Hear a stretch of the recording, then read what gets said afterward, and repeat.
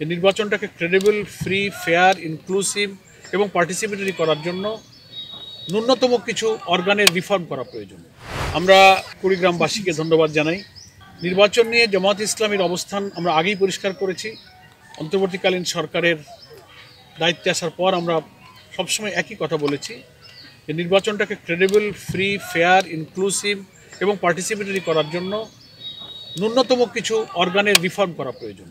আমরা জানি যে একটা রাষ্ট্রের, বিশেষ করে বাংলাদেশ নামক রাষ্ট্রের সমস্ত অর্গান, সমস্ত বিভাগ পলিটিসাইজ হয়েছে, করাপ্ট হয়েছে।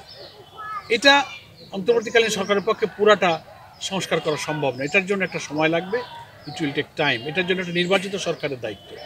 কিন্তু নির্বাচনের জন্যে ন্যূনতম যেসব অর্গানগুলো ইলেকশনে ইনভলভ হয়, যেমন election commission, electoral process, police administration, civil administration, judiciary, এরকম গুরুত্বপূর্ণ কিছু বিভাগের সংস্কার কার্য শেষ করে নির্বাচনের একটা রোডম্যাপ ঘোষণা করা উচিত। অন্তর্বর্তীকালীন সরকার নির্বাচনের যে ধারণা আপাতত পেশ করেছে, আমি মনে করি এর চেয়ে আর লম্বা সময়ের মোটেই নেওয়া উচিত নয়।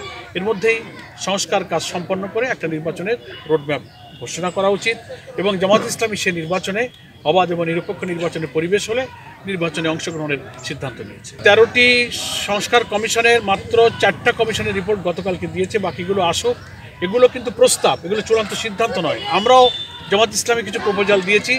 সমস্ত পলিটিক্যাল পার্টি স্টেক হোল্ডারের সঙ্গে এইসব কমিশনের খসড়া নিয়ে ওনারা এক্সচেঞ্জ অফ ভিউজ করবেন, মত বিনিময় করবেন।